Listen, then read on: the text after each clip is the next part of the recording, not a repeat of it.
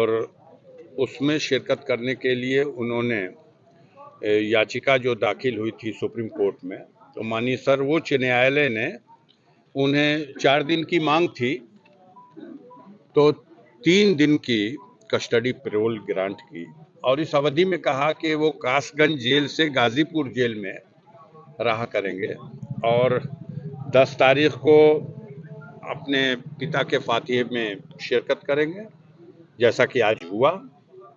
हाँ, थोड़ा देर से लोग लाए, यहाँ 4:30 बजे शाम को अब्बास आए और फातिहा फजर की नमाज के बाद यानी सूर्योदय के पूर्व से शुरू हो गया था।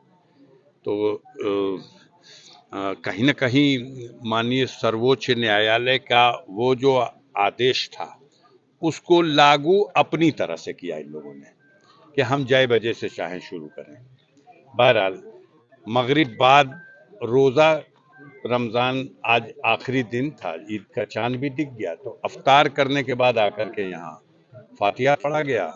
अब्बास ने फूलों की चादर अपने पिता और अपने दादा दादी की मज़ार पे चढ़ाई, मिट्टी डाली और कुरान की तलावत हुई, फातिहा पढ़ा। अफ्तारी में अब्बास शामिल रहे जी, अफ्तारी में अब्बास हाँ शामिल हाँ रहे। हाँ, अफ्तारी तो वहीं घर पे। दरअसल ये लोग कल ही हमसे मिले थे जब जैसे ही आर्डर हुआ।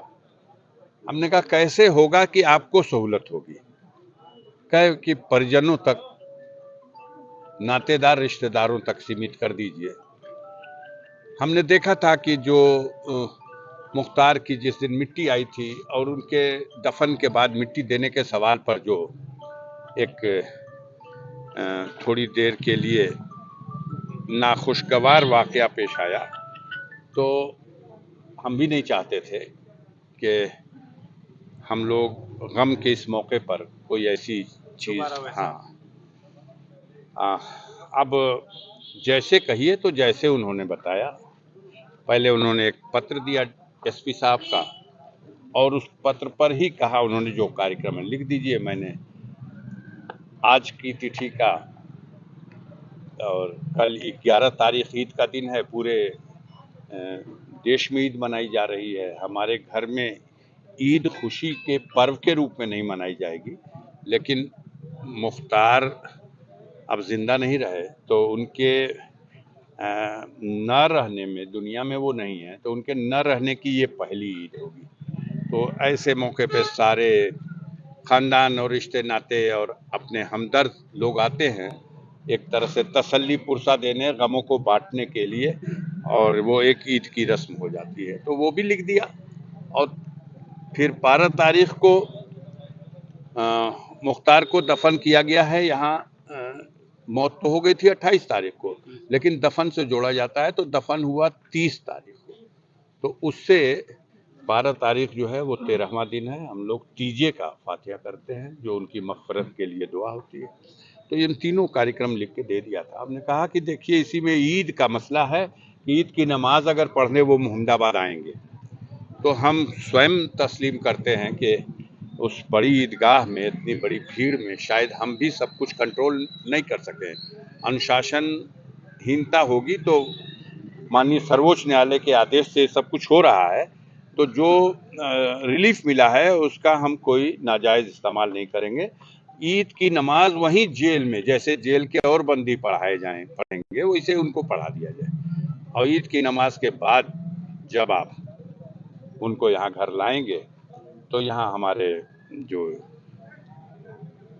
कस्बे के आसपास के लोग जो मिलने जुलने वाले आते जाते हैं, पहली ही ईद ऐसी है जब मुख्तार अंसारी इस दुनिया में नहीं रहे, तो वो एक गम के शक्ल में होगी। उस मौके पर मुख्तार का बेटा मौजूद रहेगा, बड़ा बेटा है, तो लोगों से मिलजुल लेगा। माननीय सर्वोच्च न्यायालय ने कहा भी है कि अगर कोई स्पेशल प्रोग्राम न भी हो तब भी उनको उनके परिजनों से मिलवाया जाए। तो हम लोग उम्मीद रखते हैं कि वो उम्मीद पे तो दुनिया कायम है। अगर उम्मीद सुप्रीम कोर्ट के आदेश को भी ट्विस्ट किया जाएगा तो हम उम्मीद रखते हैं नहीं करेंगे लोग, अगर करेंगे लोग तो हम लोग फिर सुप्रीम कोर्ट जाएंगे।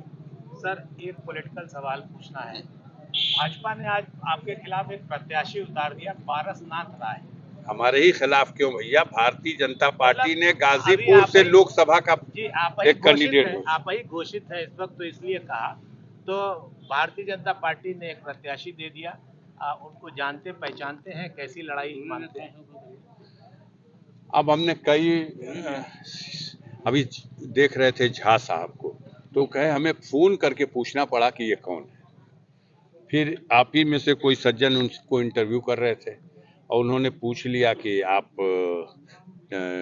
टिकट मांगने वालों में थे, तो बड़े ईमानदारी से उन्होंने कहा कि मैंने टिकट न मांगा था, न मैं उस कतार में था।